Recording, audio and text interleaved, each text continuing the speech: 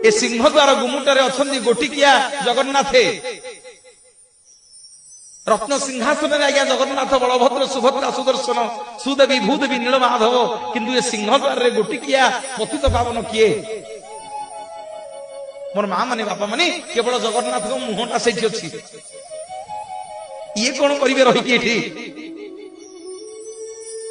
जिते मोगल माने मुसलमान माने आमको आक्रमण कले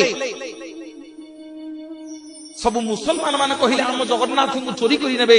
सेतेबेले राजा थांती गजपति रामचंद्र देव कहले राजा तू जदि तो जगन्नाथ को बंचाइया को चाहू ताले आम मुसलमान घरे बाहा तू जदि मुसलमान घरे बाहा हो ताले आम हिंदू मुसलमान मुसी जिबा समग्र ओडिशा मुसलमान राज्य हो जिवो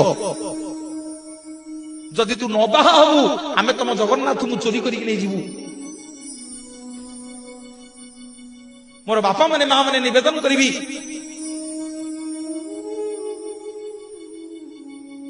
टिके ध्यान देकी सुन गजपति रामचंद्र देव मुगल मान को कहले कहले मोर पछके जाति जाऊ धर्म जाऊ मो मुंड जाऊ मो जीवन जाऊ हेले आम जगन्नाथ को काठ गंडी की आमे छाड़ी परिबु